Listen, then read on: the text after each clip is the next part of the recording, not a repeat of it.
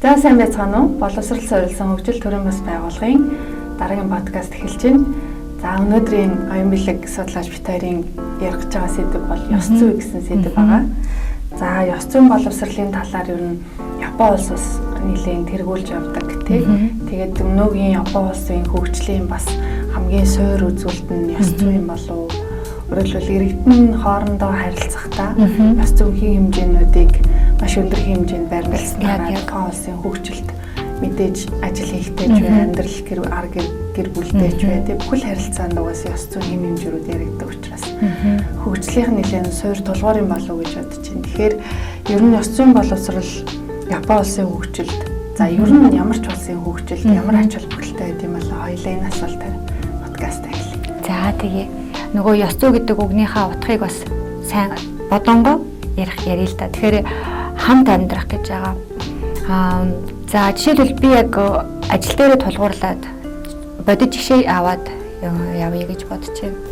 За юуны өмнө ажиллаж буй хүмүүсүүд албан байгууллагаас цагт хизээж хоцрохгүй.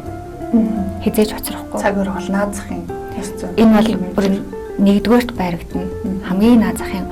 Мэдээж хүнд бол ерөнхийдөө тухайн өдөр за ханаа төрлөө аль эсвэл ажил руугаа албан байгууллагатайгаа ирж байгаа тохиолдолд одоо бүдэрч унсан байх гэх мэтчлэн 10-20 минутын цаг авлаа гэх мэтчлэн тийм зүйлүүдийг төсөөлөд баг нэг Японууд их ярьдаг гяксан гэж үг байдаг. Гяксан гэдэг нь бол татаад гэдэг одоо татах гэсэн утгатай үг байдаг. Тэр маань юу гэхээр өөрөөр хэлбэл би 8 цагт ажил дээр ирэх ёстой байгаа. Тэгэд гяксан хийгээд өөрийнхөө өглөө хідэд босох ёстой. Хэдэн цагийн үед бэлдээд гарах ёстой. Гэх мэт бүгднийг бүр ингээд гяксан хийж үйлдэлээ хийдэг. Тэгэхээр ямар нэгэн байдлаар зам төгж ирээд автобус маань цагтаа ирээгүй, вагон маань цагтаа ирсэнгүй, замдаа явж байгаад би танихгүй хүнтэй одоо санамсаргүй байдлаар одоо мөргөлцөө учраас тэр хүнээсээ уучлалт гуйгаад нөгөө хүнийхээ яриаг сонсоод ингээд 10-20 минут хоцорлоо гэсэн тийм вариант бараг гардаггүй. Өөрөлдвөл нөгөө хийхгүй хүнд шалтак мандахгүй гэдэг шиг те нөгөө манай монголчууд нэг асуудал тулгархаар заавалчгүй нэг шалтак болж хэлдэг. Өөрөөсөө бусад ямар нэгэн объект юм уу субъектээс тэгэхээр тийм асуудал гарахгүй тулд тэр гяксан гэдэг ойлголтоор бол бүх зүйлийг угаасаа ингэн ойлгомжтой гэдгээ тооцоолоод тэр цаг хугацаагаа амлсан цагаас өмнө оруулаад тэгж тооцдог гэсэн үг шүү дээ. Яг үнэ. Жишээлбэл би бол Японд ажиллаж байхдаа сургуульд ажилладаг байсан учраас би өглөө 7:15-д ажил дээр очдог байсан. Тэр 7:15-д миний ажил гэрийн хооронд зай 30 минутын зай. Тэгэхээр би гэрээсээ гарахаас өмнө ойролцоогоор 40 минут бэлдэнэ гэх мэтчлээ. Энийг бүгднийг гяксан хийгээд би өглөө тэдэд босно гэдгээ бүр бэлдэнэ. Тэгснээрээ өөртөө хариуцлагатай ажиллаж буй ажилдаа хариуцлагатай тэгээд хоцрохгүй. За хоёрдугаарт ажил дээр очлоо. Тэгэхээр би ажил гэдэг ажлыг сонгож өөрөө гараа өргөж тэндээ шалгалтаа өгөөд орсон байгаа. Хинч намайг хүчээр оруулаагүй. Тийм учраас би хариуцлагатай байх хэрэгтэй. За хариуцлага миний биеийн хилэмж болон үгийн бүх зүйлээр илэрхийлэгдэх ёстой. Жишээ нь би сургуульд ажилладаг учраас одоо жишээлбэл өмсөж байгаа хувцсан дээр анхаарна. За юуны өмнө би сургууль дээрээ хүүхдүүдийн харам насыг хамгаалах ёстой гэдэг одоо хариуцлагатай хүн. Тэгэхээр тэр тохиолдолд би ямар хувц өмсөх вэ гэх юм бол нэгдүгээр хизээд гүйж харих готл. Пүүз. За тэгээд цэвэрхэн гэлээ гэхдээ хит спортлог биш. За хуралд ч гэсэн болно. Гэхдээ бас спортлог хэмжээний. Одоо өнөө цагт бол тийм хувцас маш их үйлдвэрлэгдэж борлогдож байгаа тийм ээ. Тэгэхээр тийм хувцсыг одоо жишээл ажил дээрээ сонгоно. Хувийн үедээ бол би өөр хувцас өмсч болно шүү дээ. Гэтэ тэр хувийн үедээ өмсдөг хувцаа би ажил дээр бол хизээч өмсөхгүй. Энэ бол миний бас одоо ёс зүйн ажлынхаа ёс зүй, мэргэжлийн ёс зүй тавигддаг шаардлагын дагуу байх. Яг үнэ. За мэдээж өгсөн дээр гэх мэтчлэн.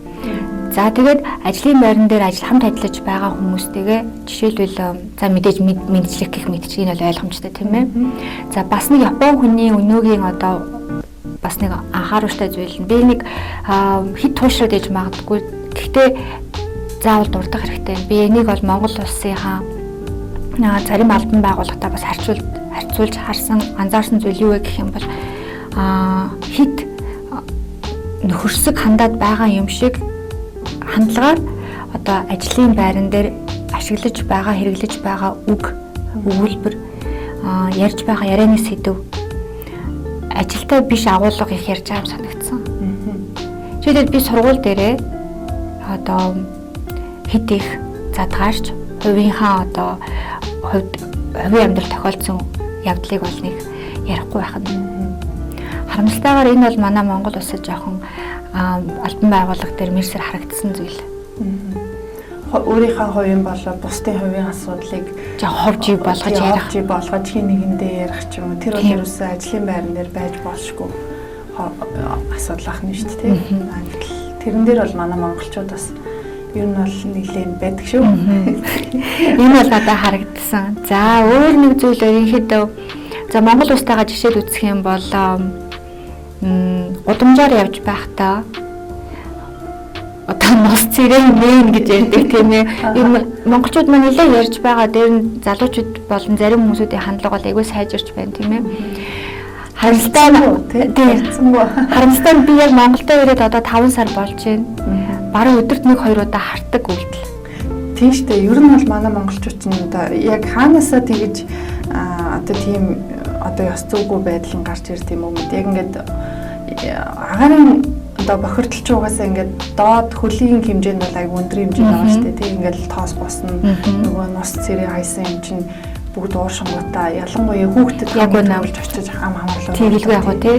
Тэгэхээр ингээд өглөө хүүхдэд цэцэрлэгтэй өгөхгүй бол гараад явгоот урд ингээл алхаж байгаа эрэгтэй ч эмэгтэй ч нусааны чинь тэгэл хажуу ястаа байгаа чинь тэгээд тэр чинь яг ингээд тоосон зурууч ингээд бургаад дэшээ салхималхаар ялангуяа хаврын улирал босоод ирэхээр хүүхдийн ам хамарлуу хамгийн түрүүлээд ордог тий.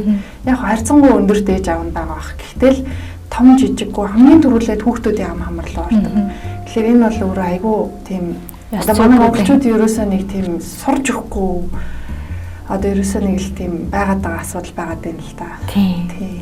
За ажлын байран дээр сая дурдсан шиг цагаа байр үзүүлээд бол ялангуяа төрийн байгууллагад бол надад бол нэлээд харагдаж байна. За хувийн байгууллагад ч гэсэн өглөө жишээлбэл эрт нэгдэг газар айгүй ховор байна. Миний хувьд бол Японд л хэдэн цагт нэгдэх үү? За 24 цагийн газар бол зөндөө байгаа. За кофе шоп жишээ аваад үзэхэд бол өглөө за нэг 7-д бол нэгдсэн байна. Гэтэл манай Монголд 11 цагт нэгддэг албан байгууллагууд, хувийн байгууллагууд маш олон байна.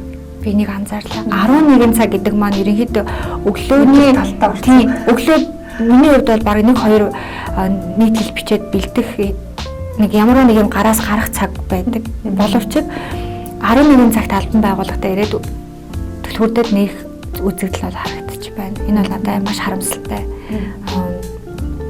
За тэгээ ёс зүй дээрээ тулгуурлах юм бол одоо нөгөө нэг хамт амьдарч байгаа гэдэг бол энэ хорвоо дэлхийн нийгэм бол зөвхөн миний болон чиний газар биш. Хамтран бие биедээ хариуцлагатай байх ёстой газар. Тэрэн дээр бол за нусаа нээхгүй байна. За тийм ээ өшөө бас нэг зүйл бол автобус надад харагдсан зүйлүүд бол автобусны донд гар утсаараа автобусны гар утсаараа хувийн амьдралаа элен далангүй их ярьдаг байна. За Японд бол ерөнхийдөө таксинд ч бай. За олон нийтийн одоо денша буюу нэг галт хэрэг тийм ээ. За автобусанд бол ерөнхийдөө юун төрөнд хүмүүс орохоос өмнө баг дууг нь хаадаг. За тэгэхээр өөрөөр хэлбэл уцаар бол мэдээж бүр арга ярьдаггүй. За мессежээр бичлээ гэж бодъё. Тэгтээ баг мессежнийхаа дууг баг хаах хэмжээний.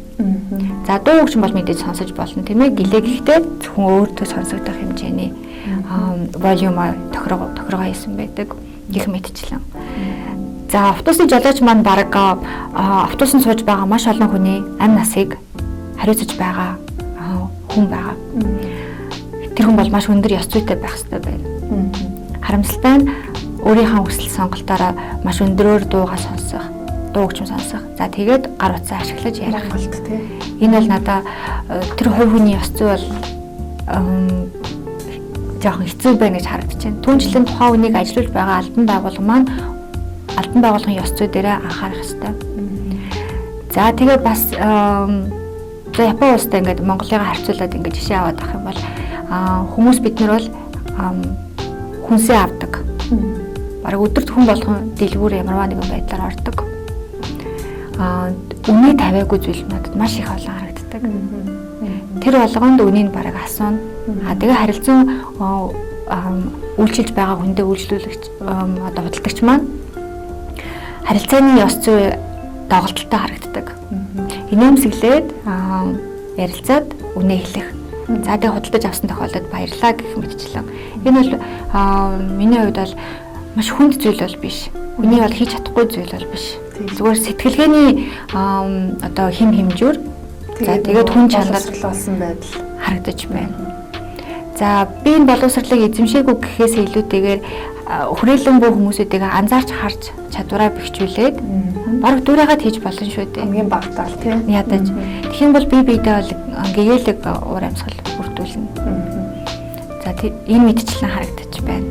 За Японд тэгэхээр өөрөө бол цагаа байрна олон нийтийн газар бие хэрхэн авч явахдаа анхаардаг тийм ээ. За наазахын өмссөн хувцас байлаа гэх мэтчлэн бие аваа явж байгаа байдал. За тэгээд гар утсаар ашиглах, ажлын байран дээр цагаа барихгүй хэд хувийн орон зайгаа гэж нийлүүлэхгүй. Ажил бол ажил, хувийн орон зай бол хувийн орон зай гэх мэтчлэн. Ёс зүйн хэм хэмжээ бас нөгөө орчноос хамаараад өөр өөр байгаа. Тэгээд жишээ нь одоо яг манайхны нэг бас нэг анзаарэгддэг зүйл юу вэ гэхээр ингээд одоо сонгодог тэг бүжиг ч юм уу дөөр үзээ сууж ахтаа ч юм уу кино театр ч юм уу тэг ингээд драмын театр ч юм уу сууж ахтаа ингээд юм шиг чигнуулаад тэг тэгснэ ингээд гэл идээл тэг эсвэл одоо айгүй чанга яриад нөгөө киноны хадлаар ярилцаал гэртээ байгаа юм шиг энэ бас нэг айгүй тийм маш бүдүүлэг юу байгаа даа. Яг тэгэхээр монголчууд бол одоо бид нар ингээд морин дэл дээр хийсээд нөгөө байлдан дагуулад явдаг уу угаасаа өмнөдөр бол биш. Одоо бол бид нар ингээд иргэнсэн нийгэмд амьдарч байгаа учраас иргэншлийн соёлыг бас авах хэрэгтэй юм шиг харагддаг. Тэгэхээр яг энэ түрүүний ярьлаа нэг автобусын дотор бие авч явах гэдэг. За автобусын дотор бас нэг хэцүү асуудал байна. Чанга яриад тэг хүний одоо нэг тав тухад алтгаас гадна нэг юм хүний бие төрдөг асуудал байна тий. Амьд дураараа тий. Танихгүй хүмүүс бие биедээ тэнэг бие биений орон зай, хувийн орон зай ингэж халтна гэдэг бол маш ёс зүйгүй зүйл. Тэгэхээр энийг бол Японд ч нь бол миний сонсноор баг ялангуяа нөгөө эмэгтэй хүний биед ингэж хүрчих юм бол баг тэр чинь энэ sexual harassment болно. Тэгээд тий. Тэгээ ер нь хувийн орон зайг одоо хэдэн сантиметраар ч юм ингэж тодорхойлж авах уу? Яг миний хувийн орон зайд халтчлаа гэдэг. Манай Монголд бол баг ингэж баг тэрврээд хүзрүү амьсгалах нь холгүй л байдаг шүү дээ. Автобус дотор ялангуяа. Яа, тун харамсалтай байна. За Японд бол ерөнхийдөө автобус гэх юм бол яг манай Монгол шиг урд хойноо гэх мэтчлэн тийм ээ. Суудлуудтай байгаа. За хамгийн хойдлын игнэ бол ерөнхийдөө нэгэн игнэ байлаа гэж бодъё. Гэхдээ одоо жишээлбэл би суулаа гэж сууж байна. За дараагийн бодол дээр нэг эрэгтэй хүн орж ирлээ. Миний хажуу талд бол суудал дээр суух гэж байгаа бол тэр хүн миний бед аль болох халтахгүйгээр тайван одоо юм одоо цүнхээ шилжүүлсэн өөрийнхөө өвдөг дээрээ тийм ээ. За жишээ түнчлэн тухайн өдөр бороотой байлаа гэх юм бол одоо зонтог байр явсан бол зонтхоо хүний бие рүү халтаахгүй яг л уртаа байраа гэх мэтчлэн. За энэ мэтчлэн. За галт тэрэгэн дээр бол ерөнхийдөө Японы галт тэрэг бидний кино мэдээс сайн мэдсэн урд хойноо ингээд нэгэн игнэ байдаг тэгээ суудаг. За тэр дундаа USSG монголоор болохоор нөгөө нэг хүндэтгэл илүү одоо жирэмсэн аль эсвэл таяг тулж байгаа гэмтэл авсан байгаа өндөр насны хүн гэх суудлал тустай байдаг. Ямар ч одоо баг одоо нөгөө нэг тухайн галт тэр хүн ихтэй байсан ч одоо миний насны ч юм уу тийм ээ алгүй 40-50 насны эрүүл чирэг байгаа хүмүүс маань тэр сандал дээр бараг суухгүй сандал дээр суухгүй. За бүгдээрээ суухгүй гэвэл бас тэр бол худлаа болно. Гэлээ гэхдээ ёс суртахуунтай байхыг эрмэлздэг учраас бүгдээрээ тэг цензуртэй байна, хэм хэмжүүртэй байна. За тэгээд биентэй хийх мэдээж хүрэхгүй. Гэхдээ Японд нөгөө нэг rush hour буюу өглөөний хамгийн их нөгөө нэг хэлж ордог тийм. галт иргэний ажилтнууд маань ингээд чихээд ингээд хаалга хаагдаг байна. Тэгсэн хэдий ч бараг санаатаагаар бие биедээ халдахгүй. Аль болох яг өөртөө оногцсон орон зай дээр л ингээд хичээгээд явахыг эрмэлзэлдэг. Харамсалтай нь чикан буюу одоо санаатаагаар эмэгтэй хүний биед халддаг. Жохон гаж итгээд гэж хэлдэг одоо тийм үйлдэл байдаг. Энийг бол албан ёсоор Япон улс гэмт хэрэг гэж үздэг учраас жишээлбэл харамсалтайгаар миний биед танихгүй эрэгтэй хүн за санаатаагаар халдлаа гэж үтэй. Энэ тохиолдолд би зоригтойгоор одоо дуугаа өндөрсгөж тусламж асуух ёстой. За тэр тохиолдолд бол мэдээж ажиллаж байгаа нөгөө галт иргэний буудлын дээр ажиллаж байгаа хүмүүсүүд маань тэр үнийг гэмт итгэдэг утгаар барьж авна. За аль эсвэл хүрээлэн байгаа хүмүүс маань надад тусламж өгнө. Ийм мэдчихлээ. Тэгэхээр ёс зүй дээрээс тулгуурлах юм бол хүмүүсүүд бол ерөнхийдөө аль болох бие биенийхээ орон зайраа халдахгүй. Таны хэлсэнчлэн бараг золтой тэврээд аваад үнсээд чихэн дээр амьсгалах нь болгүй. ATM дээр хүртэл тэгдэг штеп. ATM-ийн код харуулаад зогсож байгаа чи ингээд ард ингээд бараг хамтахаараа чэйжчих гэдэг.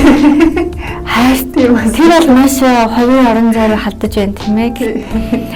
Гэхдээ энэ ковидоос үүдээд миний анзаарсан зүйл ерөнхийдөө харцангуй тэрийг сурсан байна тийм ээ. Хүнчлэн банкны зүгээс бол ингээд яг нэг зогсоогдсон. Гисэн хэдий ч яг тухайн газар зогсоод хүлээхгүй. Бас түншлэн одоо жишээлбэл би одоо картаараа ашиглаж байлаа гэхэд миний ард нэг хүн яг ёс зүйгаа баримтлаад хүлээж байгаа боловч түүхэн үнийг хүлээж байгааг анзаарсан хэдий анзаараагүй нэг дүр хэсгэж одоо дундуур орно гэж ярьдаг тийм ээ дайрч орно гэдэг. Энэ тохиолдолд бол би тухайн үйлдэлийг анзаарах юм бол миний зүгээс би бол хувьдаа яадаг вэ гэх юм бол ёс зүйтэй байхыг эрмэлзлээд сануулна. Уучлаарай миний ард хүлээж байсан хүн бол энэ байна гэдэг. Нөгөө хүн маань ч гэсэн тийм ээ би хүлээж байсан гэх мэдчихлээ.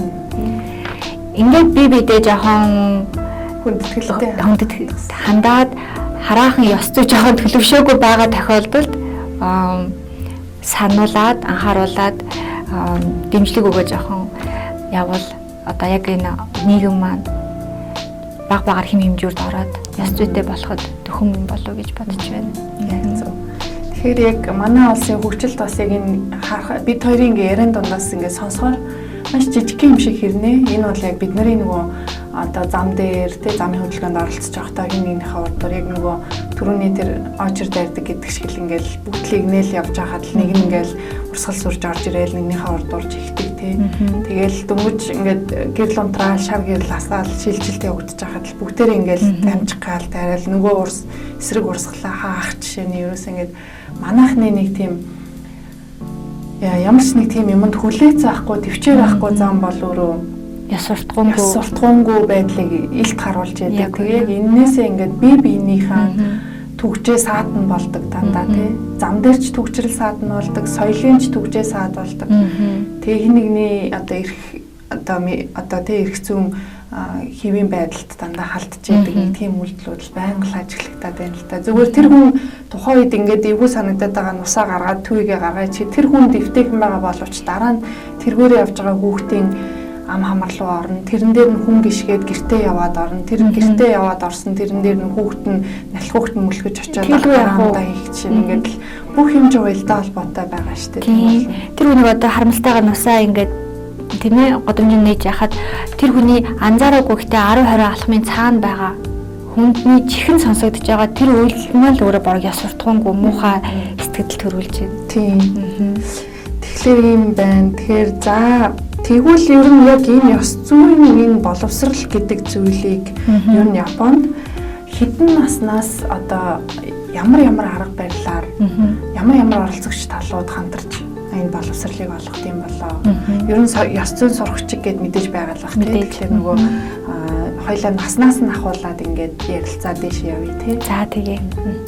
За жишээлбэл би 20 жилийн өмнө Японд бага сургуулийн хүүхэд байхад ёс суртахуун гэдэг одоо дотоку сурах бичиг ашиглаж ёс суртахууны талаар хичээл үздэг байсан.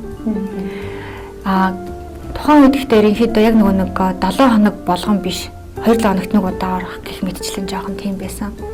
За Японд албан ёсоор ёс суртахууны хичээлийг Токубицу Жүгё буюу тусгай хичээл гэж англид авсан маань 2015 онд байна. Тэгэхээр 20 жилийн өмнө л 2000 онд би ёс суртахууны хичээл үзчихсэн. Сурах бичгэнд байсан. Энэ үед маань Японы одоо яг боловсон хүмүүсүүд маань ёс суртахууны талаар маш их судалгаа хийгээд сурах бичгээ үе шатлалтай бэлдээд, хуулиа бэлдээд тэгээ албан ёсоор батлаад албан ёсоор 2015 онд Токубицу Жүгё буюу тусгай хичээл гэдгийг ёс суртахууны хичээлээр оруулж өгсөн. За 2015 онд албан ёсоор ингээд хуулиар нь батлагдсан. За тэгээ бэлдсэн байгаа сурах бичиг байна тийм ээ. Тэрийг 2018 он гэхэд Японы улсын бүх нийтийн бага сургуульд 2019 онд бүх нийтийн дунд сургуульд одоо түгээж өгөөд 47 мууж буюу Японы улсын бүх одоо ерөнхий боловсролын сургуульд явж сурч байгаа хүүхдүүд маань нэгэн жигт нэгэн агуулгаар ёс суртахууны хичээлийг сурч эхэлсэн байгаа. За эхний юуны өмнө бол хуулийг танилцуулахад тийм байна. За насны амлалаар ямар үе шаттайгаар ордог вэ? Ямар агуулга ордог вэ гэх тийм ээ. За насны амлалд бол ёс суртахууны хичээл сургуулийн өмнөх боловсрол буюу цэцэрлэгээс үзэж эхэлдэг. Гэхдээ цэцэрлэгийн хүүхдүүд маань уншиж бичихгүй шүү дээ тийм ээ. Тухайн хүүхдүүдэд маань ямар агуулгаар ордог вэ гэх юм бол гол төлөв зурагтай ном ашиглаж ордог. Насны хувьд яг цэцэрлэгийн хэдэн наснаас эхлэх вүлээ? За 2 нас гэж ерөнхийдөө about-ны авч маш бага наснаас эхлэх гэсэн үг тийм. Тийм. За тухайн хүүхдүүдэд уншиж өгч байгаа ном зурагтай үлгэр тийм ээ зурагтай ном ашиглаж байгаа үлгэр маань одоо яг ёс зүйг агуулсан үлгэр байдаг. За хүүхдүүдэд өг хөрхөн уншиж өгч байгаа юм шиг боловч цаагараа далд утгаараа бас ёс зүйн талаа тайлбарлаж өгөнгөө яг үнэн. Тэгээ хөрхөн 2 настай хүүхдүүдэд харуулсан номоо уншингаа харилцан энэ талаар юу гэж бодож байна? Одоо хин гэдэг хүүхэд гарч ирсэн бilé. Юу хийсэн бilé? Тэгээд энэ үйлдэлийг хийсэн чинь найз нь ямар сэтгэл төрсөн бол гэх мэтчлэн хүүхдүүдтэйгээ ярилцаад хүүхдүүдийн ёс суртахуунтай холбоотой сэтгхүүгийг ингэж хөгжүүлж өгдөг. За түүнчлэн мэдээж цэцэрлэгт явж байгаа хүүхдүүд маань биенийхээ тоглоомыг санамсаргүй ч юм уу санаатаагаар булаагаад уйлах гэх мэтчлэн үзэгдэл зөндөө байдаг. Энэ үед нь багш нь тайвнаар одоо 2 хүүхдийн дунд нь ярилцаад одоо энэ тэгэхээр найз маань ингээ гомдолтой байгаа. Булаалгасан чамд ямар сэтгэл төрсөн? За булаасан тэрийг нь сонсон тийм ээ. Тэгэхээр найзаагаа ингэж гомдоохын чамд ямар сэтгэл төрж байна? Гэх мэтчлэн ингээ асуулт хариултыг нөгөөд одоо асуулт үүслэе гэж бодъё тийм ээ. Асуулт үүссэн үед нь арга хэмжээ авдаг. Арга хэмжээ гэдэг нь ингээд бие махбодыг цохих зодох биш. Харилцан ярилцуулдаг. Тэгэхээр нөгөө 3 настай ч юм уу 4 настай хүүхдүүд маань энэ мэдчлэн өдөр тутам маш бага багаар ёс суртахууны агуулгатай хичээл болон багшийн одоо хүмүүжил төлөвшүүлэх ингээд механизм нь явагдаж байдаг. Багш бас тийм нэлээд том үүрэгтэй ах юм шүү. Маш том үүрэгтэй байна. За сүүлийн үед бол ерөнхийдөө энэ мэдчлэн ингээд явж байдаг. За бага сургууль руу шилжлээ 6 настай тийм ээ 1-р ангид. За Японд болохоор ёс суртахууны нөгөө бүр сурах бичиг маань 1-р ангиас албан ёсоор байна. Дунд сургууль руу 9 жилээ үзэх тийм ээ. Сурах бичиг нь болохоор гэтээ энэ юм байдаг. 1-2 дугаар анги маань 1 ном. 3-4 дугаар анги маань 1 ном, 5-6 дугаар анги маань 1 ном. Тэгэхээр бага сургуулийн 6 жил манайд 3 сурах бичиг ашиглах гэх мэтчлэн. Яг хуу тустай байх үе байна л да. Гэхдээ агуулга нь одоо хамтдаа нэг чигдэрсэн байдаг гэх мэтчлэн. За дунд сургууль нь болохоор 3 жилдээ үзэх бас цаашлаад өөр номнууд ёс суртахууны ном дээр улбаалаад юу гэдэг сэтгэлийн ном гэдэг ингээд тэр нь ямар учиртай зангираад явна. Тэр би дунд сургуулийг ярихдаа тайлбарлаад явъя. За бага сургуулийн 1-р ангийнх нь ёс суртахууны дуудаггүй тийм ээ ёс суртахууны хичээлийн маш их агуулгатай. Гэтэ би нэг гол агуулганд дуртаад явъя. Юуны өмнө өөрийгөө таних мэдэх гэж байдаг. За өөрийгөө таних мэдэхт маань 6 настай хүүхд маань шууд уншихгүй шүү дээ тийм ээ. Тэгэхээр харилцан ярилцж байгаа зүйл дээр ингэдэг. Өглөө хэдэн цагт боссон бэ? Өглөө босоод өөрөө гар нүрээ угаасан уу? Яг цайгаа уусан уу? Яг гэрийнхэнтэйгээ ярилцсан уу? Гэт ингээд за гутлаа өмсөхдөө яг үдээсийн тайлаад өмснө аль эсвэл зүгээр ингээд аргийнх нь нөгөө нэг зан дээр ингээд гიშгэд өмссөн байх үгүй юу гэх мэтчлээ ийм зүйл асуусан байдаг. Нэгдүгээр ангийн 6 настай хүүхэд нь өөрөөр хэлбэл яс суртахуун дээр өөрийгөө анзаарах. За ийм агуулгатай байгаа. Тэгээд тэрэн дээрээ тулгуурлаад нэгдүгээр ангийн хичээл маань өрнөн. Багш нь хүүхдүүдтэйгээ яриад өглөө эрт босох нь ямар яс суртахууныг илэрхийлдэг. Өөртөө хариуцлагатай халамжтай байх нь ямар учиртай юм бол гэх мэтчлээ ингээд явна. За 2 дугаар ангид ороод ирэхээр нөгөөх нь бусдыг анзаарах гэж болдог. Тэгэхээр санамсаргүй найзыгаа цогчлоо гэж бодъё. Санаатай биш үү? Тэр тохиолдолд найзд нь ямар сэтгэл төрсөн бэ? Чи уушлалт гуйсан уу? Найз нь чамд эргүүлээд ямар нэг юм зүйл хэлсэн үү? Гэх мэтчлэн ингээд явхаар бусдыг ойлгох чадвар гэдэг дээр анзаарна. Одоо миний хоёулангийн сая яриад байгаа манай Монголын нөгөө нэг энд нус цэрэм гэдэг чинь зөвхөн өөрийгөө бодсон байх тийм ээ. Өрөөлийг ерөөсөө бодоогүй байна. Тэгэхээр Японы нэгдүгээр анги нь өөрийгөө бодё, 2 дугаар анги нь өрөөлийг бодё гэж ингэж ордог. За 3 дугаар ангид нь болохоор өөрийгөө хөгжүүлэх гэж орно. Өөрийгөө хөгжүүлэх. Тэрэн дээр юу вэ гэх юм бол ийм байна. Хий гэж оролцсон зүйлийг тууштай хийсэн үү гэдэг. Юу ч байж болно. Тоо бодъё гэд 15 минут тоо бодъё гэд тэргээд яг тууштай хийж хэвшсэн үү гэд. Тэр маань чамд ямар одоо хүмүүжил төлөвшүүлсэн бэ гэд. Энэ болохоор яс суртахуунтай бас ингээд уялдаатай холбоотой байдаг. Тэр нь цаашдаа хариуцлагатай уялдах. Яг тэрний бэлтгэл болох гэдэг. Ирээдүйн яг Японы л бэлдээл яваад байна гэсэн үг юм маань. За 4 дугаар ангид ороод ирэхээр нийгмийн одоо тогтолцооны талаар уншиж эхэлдэг. За би нэг зохиолын дурдъя гэж бодож байна. За 4 дугаар ангин дээр болохоор нийгмийн бүтэц тийм ээ. Тэгэхээр ийм байдаг. За Сачан гэдэг нэг охин байна. Сачан.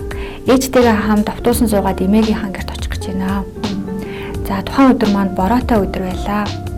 За ээж охин хоёр тустай зоондог бариад автобусны буудлын дээр очисон чинь бүх хүмүүсүүд одоо борооноос бараадаад нөгөө нэг автобусны сарвчин дотор бүгдээрээ ороо суусан байна. За тэгээд бүгдээрээ аль болох өөрсдийнхөө зоонтгийг сайтар ингээ хунаад бие биедээ хөрөхгүй тулд ингээ бариад зогссон байна.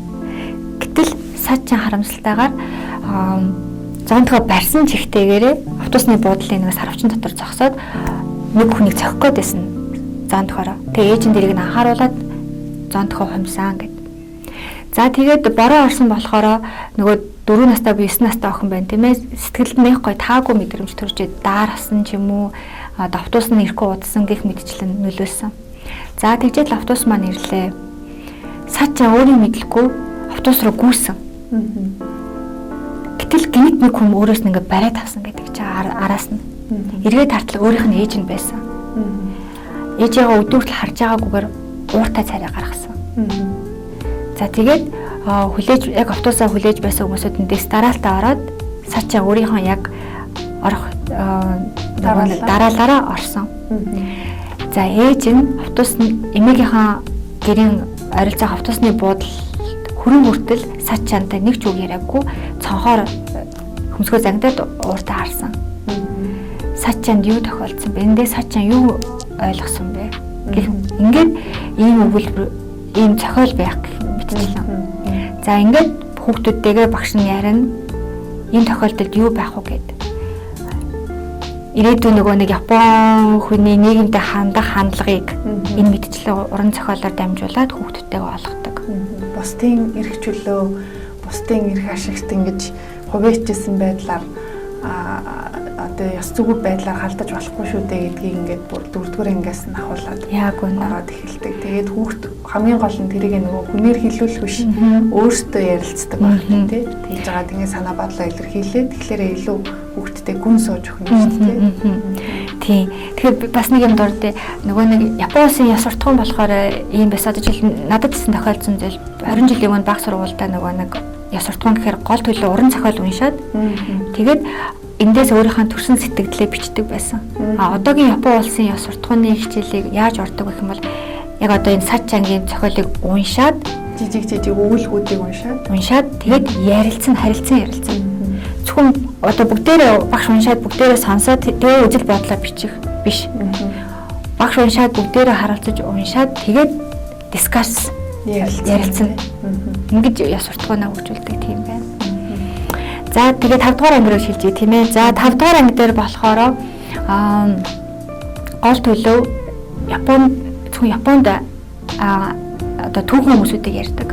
Тухайн түүхэн хүмүүсүүд маань өөрийнхөө зорилготой хүрэхийн тулд ямар одоо юм бартаа замыг туулаад гэхдээ хичээнгүйлэн тууштай ёс зүйтэй занг эрхмэлээд одоо шудраг ёс гэхэмдээ бусдын төлөө, нийгмийн төлөө хин хэмжүүрийг даахаж одоо ямар амжилтанд хүрсэн бэ? Тэгээд тэр амжилтаар дамжуулж нийгэм маань Японы нийгэм хэрхэн баялаг болсон бэ гэх. Зэм түүхүүдийг ерөнхийдөө мэддэг. Тэгэхээр нэгдүгээр Япон улстай тийм ээ гавьяа байгуулсан түүхэн хүмүүсүүдийн талаар таниж мэднэ. Тэгээд тухайн хүмүүсүүдийн хичээнгүйлэн тууштай одоо хичээс оролцсон зүйл маань өнөөгийн Японд ямар бүтээгдэхүүн тийм ямар хориг нэмэр оруулсан тэрийг бид нар яаж хүртэж байгаа юм бэ? Тэгэхээр бид нар тухайн хүмүүсийгтэй уулзаагүй одоо 100 жилийн өмнө нас барсан хүнж байлаа тийм ээ 10 жилийн өмнө нас барсан хүн байлаа. Гэтэ тэр хүмүүст бид нар яаж хандвал ёс зүйтэй байх вэ гэж ингэж ярьдаг зүйл. За 6 дугаар ангийн ёс суртахууны агуулга нь болохоор харилцан буй хүнээ бодох гэдэг зүйл байдаг. Тэгэхээр зөвхөн харилцан буй хүн биш амьдарч байгаа нийгэм, орчин, дэлгүүр хоршоо, байгаль орчин, түүх гэх бүх юмыг хамруулад оруулдаг. Гэтэ 6 дугаар ангийн ёс суртахууны номдэр бас нэг анхаарах зүйл ингээд за 300 хуудастай ном байгаа тийм ээ. Ховлоод үзэх юм бол аль болох би гэхээс илүүтэйгээр тэр хүн яасан бол энэ хүн энэ тохиолдолд ямар сэтгэл төрсөн юм бол чи юу гэж бодож байна? Чи энэ тохиолдол байсан бол тэр хүнд ямар үг хэлэх байсан бэ? Ямар үйлдэл хийх байсан бэ? гэж ийм бусдын эрх ашиг нэгт тавьдаг. Тийм бусдын эрх ашиг тавингаа магадгүй тийм байсан юм болов гэд ингээд юм төсөөлөх тийм агуулгыг оруулдаг.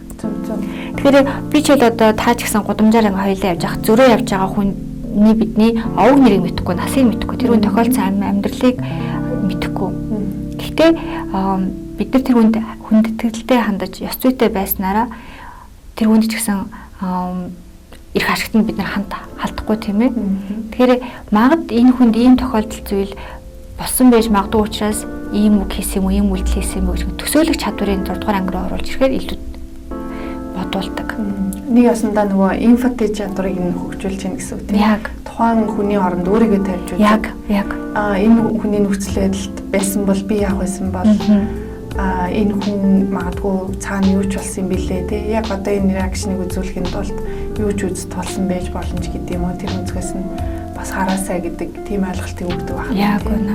Тэгэд их ярьдаг зүйл нь айдено тачиба гэдэг байгаа байхгүй. Тэр маань монголоор орчуулахаар яг нөгөө хүний байр байдлыг гээд.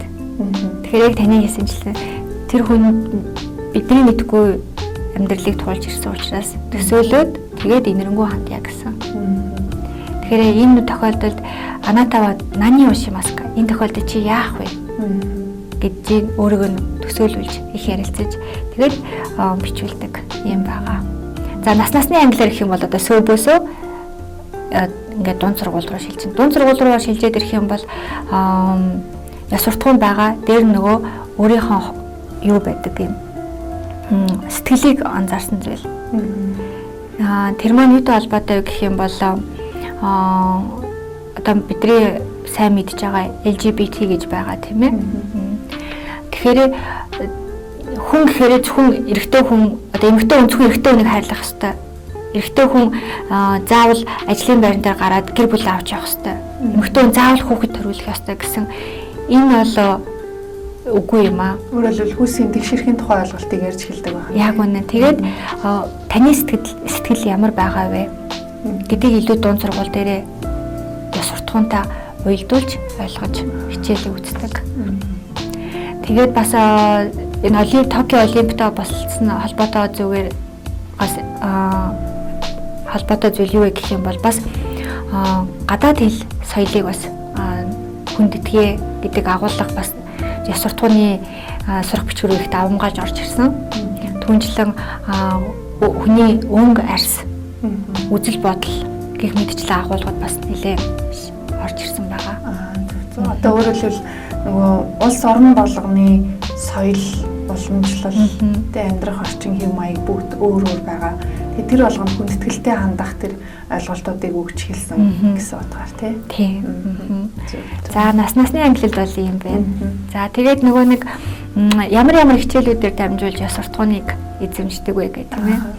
За би энийг бол нэг үг алдалгүй уншия гэж бодож энэ Япон улсын боловсролын үндсэн хуулийн дээр яг оруулсан зүйл заалт байгаа. За тэр маань монгол хэлээр орчуулахаар юм байна. Ёс суртахууны боловсрол нь сургуулийн хүмүүжлийн үйл явцын бүх процесст хамаарагдана гэдэг ч байгаа. Бүх процесс. Өглөө сургуультай яаж ирж байна? Багштайгаа яаж харьцаж байна? Сурагчтайгаа яаж харьцаж байна? Сургуулийнхаа эд тогшилтой яаж харьцаж байна? Сургуулийн одоо модтой, амтантай бүх юмтайгаа харьцах. Энэ бүх процесст ёс суртахуун хамаарагдана гэдэг. Тэгэхээр энийг сурагчтай төлөвшүүлэхийн тулд одоо ямар хичээлийг ашиглаж одоо төлөвшүүлэх вэ гэдэг. За бүх хичээл орно. За би бүх хичээл орно. Би нэг танилцуулаад явъя. Тэгээ сонирхолтой. За их хэлэндээ болохоор юм байна. Их хэл одоо манай Монгол байх юм бол монгол хэл тийм ээ, Япон бол Япон хэл. Япон хэлээ үзэнгээ ёс суртахуунаа хичээлээ давхар үзэн. Тэр маань юутай холбоотой гэх юм бол Япон их хэлнийхээ үгийг зөв зүйтэй ашигласнараа бие хүндэтгэнгээ үгээр ярилцах чадварыг хөгжүүлэх нь ёс зүйн боловсралтай нягт холбоотой. Тэгэхээр ямар үгийг ашиглах вэ? Тэгэхээр их хэлээрээ дамжуулж бид нар үг сурч байгаа тийм ээ. Баярлаа, баяртай. Уучлаарай гэх мэтчлэн тийм үгнүүд ашиглаж ярих юм уу? Тийм. Зандарсан өнгөөр ярих юм уу? Одоо илдэг өнгөөр ярих юм уу гэх мэтчлэн тийм. Тэгэхээр ашиглаж буй их хэлний үг маань ёс суртахуунтай нягт холбоотой. Маш гоё. За тийм байна. За нийгмийн ухааны хичээл. Нийгмийн ухааны хичээл дээр улс болон газар нутгийн түүх аж ахуйг ойлгох нь уламжлал хийгээд соёлыг хүндэтгэхтэй холбогдно гэх. Тэгэхээр монгол хэлэндээ Монголтой авч үзэх юм бол бид нэр Монголын одоо 5 гишүүн малтай яаж хүндэтгэхтэй хандах вэ? Тэр маань бидний одоо ёс суртахууны хэм хэмжүүрийг бас илэрхийлэх юм байна. Зөвхөн монгол хэлтгүү дэлхийн орны соёл түүхийг таниж мэдэж хүндэтгэх нь бас бидний ёс. Монгол хүний одоо ёс зүйн хэмжүүрийг суурь болох нь тийм ээ. За тооны хичээл дээр логик аргаар бодох чадвар нь ёс суртахуунлаг шийдвэр гаргах чадварт холбогдно. Тооны хичээл хүртэл ёс суртахууны хичээлтэй холбогдож байна. Яг үнэ. Магадгүй нөгөө банкн дээр яачих үйлдэл гаргах уу гэдэг шиг тийм ээ. Баг логик ухаан гэдэгтэй бас холбоотой юм тийм байна. За байгалийн ухааны хичээл. Байгалийн ухааны хичээл ёс суртахууны хичээлтэй яаж холбогдох вэ? Тариалалт, үржүүлгийн ажил нь амьдрал байгаль орчноо хамгаалах хандлага руу холбогдно. Бид нар одоо байгаль орчинд хамгаалах, дэлгэх, усаа гэмнэх хамгаалах тийм. Ан амтантай яаж хандаж байна тийм ээ гэх мэтчлэн энэ маань бидний бас ёс суртахуун руу холбогдно. За нэг болохоор гэр ахуйн хичээл гэж хэлвэ юм тийм ээ. Гэр ахуйн хичээл альсгүй байгалаар л одоо хөдөлмөрийн хичээл үү? Хөдөлмөрийн хичээл биш юм аа. Одоо амьдрах ухаан гэх юм болов энийг. За байгаль өөрийгөө анзаарч ойлгох нь бүгд ёс суртахууны боловсралтай нэгт холбоотой. Байгаль болон өөрийгөө би байгальд яаж ханддаг вэ? Зүгээр навчийг аваад ураал хаяад авах. Гэтэл тэр байгаль модон дээр амьдарч байгаа болжмор шувууд гин би гэрийг сүйтгэж байгаа л гэсэн үг шүү дээ мэн. Тэгэхээр тэр маань миний ёс суртахуунтай нэгт холбоотой байна. Манайхны чинь нэг жишээ нь нөгөө аяллаар явахдаа тийм хогоо хаяхаас өсвөлээл тэгээ хамаагүй нөгөө бие засдаг. Тэгээ уусаа одоо Монголд яг хүмүүсийн хувь хүний ёс суртахуун дээрээс нэмэгдээд тухайн одоо газар орны харьяалж байгаа нутаг дэвсгэрийн захиргааны газруудын бас тэр нэг тохичлтын асуудлыг энэ төр шийдэж өгөхгүй байгаа нь өөрөө яг байгаль экологтой байгаа ёс зүйн байдлыг бий болгоод байна л да тий. Тэгэхээр захиргаа өстө хариуцлагатай ажиллах хэрэгтэй байх тийм ээ. Аль талаас хариуцлагатай хэрэгтэй байна тий. Тэгэлгүй яах вэ? За юм байна. За дуу хөгжмийн хичээл. За дуу хөгжмөөс мэдрэх яруу тансаг сэтгэл хөдлөл нь ёс суртахуунлаг суурийг бэхжүүлнэ. Тэр дуу хөгжмийн хичээл мөн адил ёс суртахуун, ёс зүйтэй холбоотой болж ирнэ. За энэ маань болохоор дараагийнх нь хөдөлмөрийн хичээл. За уран баримл бүтээгч. Уран баримл бүтээснээр таны яруу тансаг сэтгэл хөдлөлийн ёс зүйн, ёс суртахуунлаг суурийг бэхжүүлнэ гэж байна. Бас тэгэхээр өөрийн бүтээсэн, өрөөлийн бүтээсэн зүйлд хайргаатай, хүндлэлтэй. Яг энэ мэдчлэн хандлага маань бас ёс зүйтэй холбогдно. За дахиад гэр ахуйн хичээл. Амьдралын хэв маягийн үн цэнийг мэдэх нь өөрийнхөө амьдралыг эргэн харах хандлага руу холбогдно. Амьдралын хэв маяг. Тэгэхээр л нөгөө нэг өдөр тутмын би хувийн амьдралтаа яаж гаргаж чинь, ажлын байран дээр яаж гаргаж чинь, танихгүй хүнд би ямар хандлагатай хандаж байна. Найз нөхөдтэйгөө хамаатан садантайгаа хүрээлэн бүх хүмүүстэй миний хандах хандлага, амьдралын хэв маяг тийм ээ, ёс суртахуунтай холбогдно. За биеийн тамирын хичээл хүртэл. За хөдөлгөөнөөр дамжуулж тууштай хичээх түүнчлэн хамтын ажиллагаа бэхжүүлнэ. За нөгөөсөө олимп болон паралимп тийм ээ. Тэгэхээр юу ч хийж болно. Сагсан бөмбөг, за туял зур сэлмээр тууштай хичээх маань миний одоо өөрийн хандлага. Тэгээд надтай одоо хамжиж одоо тоглож байгаа, тэмцэж байгаа хүндээ би хандах хандлага маань ёс суртахууны хэм хэмжүүрийг илэрхийлж байна. Спорт ч өөрөө ер нь их тийм хамтын ажиллагаа, нөгөө багийн тоглолт, тийм нэг харилцан хөндлөх, тий өөрийнхөө болон бусдын нөгөө хамтын ажиллагаад яаж ивээр зохицуулж байгаа дамжилт нь хүрэх вэ гэдэг хамгийн том сургууль байгаад байдаг шүү дээ. Яг үнэ. Энэ дээр нэмээд дуртахад Япон улс дунд сургууль одоо манай монголоор бол 7 8 9 цаашлаад ахлах 11 12 тэр ихэд нөгөө нэг хүүхдүүдээ нэг монголоор хэлвэл секцэнд гэж явуулдаг. Дугууланд маш их явуулдаг. Тэгээд ганцаарчилсан гэхээс илүүтэйгээр багийн спортоор явуулдаг. Тэгэхээр тэн дээрээ нэгдүгээр нөгөө нэг яг энэ хамтын ажиллагаанд хандах хандлагыг японочууд нэлээд бэхжүүлэх тийм хүчин зүйл болдог учраас одоо ар гэр бүл хүмүүсд хүүхдүүдэд явуулахыг үнэхээр эрмэлзэлдэг.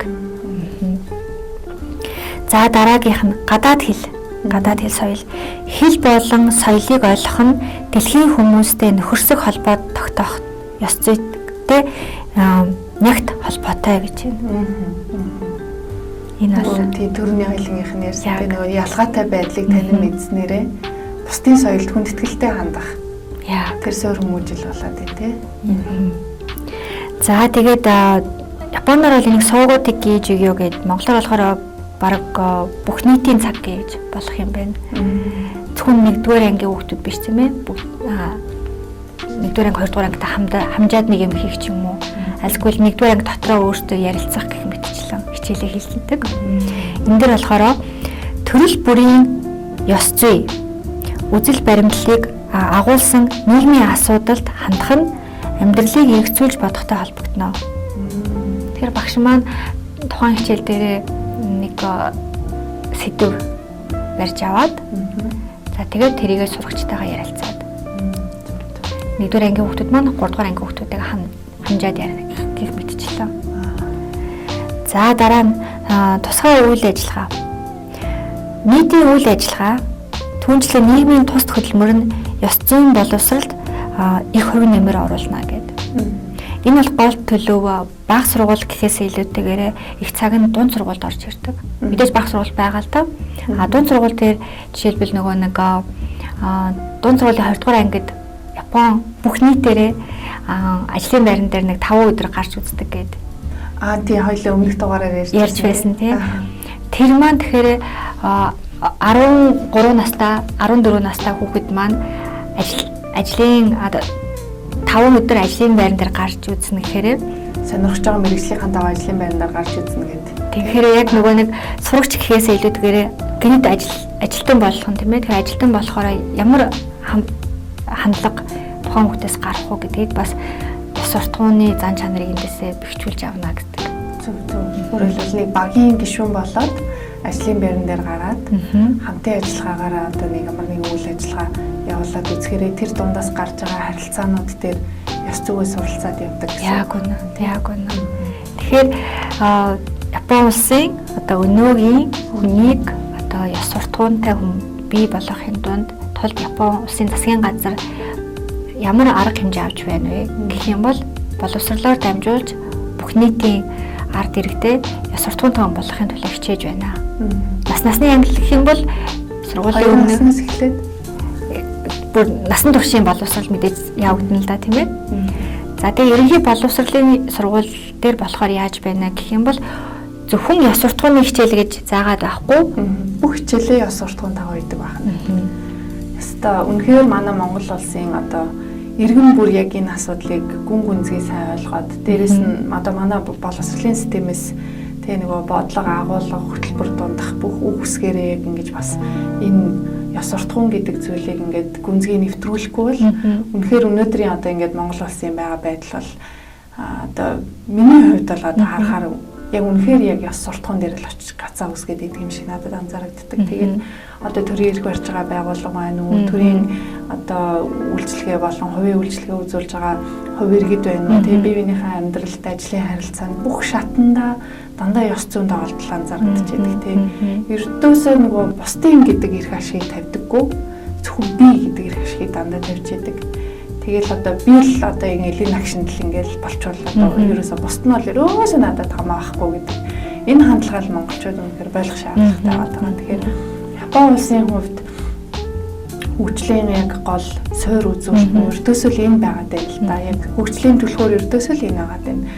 Өөрөөр хэлбэл би биш бусад гэдгийг нэгдүгээр тавиад тэгээ ээж аав нь хүртэл хүүхдээ хүмүүжүүл сургаж хүмүүжүүлэхдээ тий одоо бусдын эрх ашиг талдчих байдаг гэх тэр түрүүн тэр хүүхдийн нэг жижиг өвлөг донд жишээ нь гарч штэ тий яг ингээд яагаад чи ингэж бусдын урдуур дайрж ганцаараа төрүүлж гүйж байгаа юм бэ гэд ээж нь бүр хүүхдтэй автобусанд явтлаа дуурахгүй байна гэж чинь тэр ээж эцэгхийн зүгээс хүртэл тийм өндөр шалгуурыг хүүхдтэй тэр боловсрол төлөвшлийг өгөх гэж хичээдэг. Гэтэл манай монголчууд болохоор хүүхдийнхаа нүдэн дээр тий хүүхд нь ард суудлын дээр явж байхад цонхороо хог айдаг, тамхины ишээ хайдаг. Тэгээл гудамжаар хүүхдээ хөтлж явж байгаа л нусаа гэх гээл нэгэл тий. Шилсээ хаяал. Тэгэхээр тэр хүүхэд хэнийг харж өснө яг өөрөө тийм болж хүмүүжин. Тэгэхээр манай монгол ээж аав нар одоо юун дээр анхаарах хэрэгтэй гэхээр нэгдүгээрт өөрсдөө төлөвшөж хүмүүжмээр байна. Хоёрдугаарт хүүхдтэй тэрийг үлгэр жишээ олгож үлдээмээр байна. Гуравдугаар төр засгаас боловсролын системээс энийг шаардмаар байна. Тийм. Яг л ийм л зүйлстэй бид нар ёс суртахуунаа хөгжлийн суурь болгохгүй бол үнэхээр бид нар хойш ухраад байгаагийн шалтгаан бол энийг л би гэж хувьдаа хардсан юм л да. Яг үнэ. За маш гоё сонирхолтой сэдвээр үнэхээр ингэж гоё задлж ярьсан оюун бэлэг судлаач багштай баярлалаа. Баярлалаа. За тэгээд манай подкастын дараагийн дугаар бол эрүүл мэндийн боловсрол байгаа. Тэмдэж эрүүл мэнд гэдэг бол угаасаа хүний хэдий том зорилго амжилтанд хүрэхийг хүсэн мөрөд чинь төдий хэмжээгээр ер нь хүн юу ч хийсэн бай хүний хамгийн суур боловсрол бол угаасаа эрүүл байх боловсрол тий. Тэгэхээр хүн ямар том зорилго тавилаа гэж наан өвчтэй байх юм бол хүн босоод юу ч хийж чадах тийм чадвар байхгүй учраас эрүүл мэндийн боловсролын талаар бид хоёр бас дараагийн подкастаар ярина. Тэгэхээр дараагийн дугаараар уулзлаа баяртай. За түр баяртай.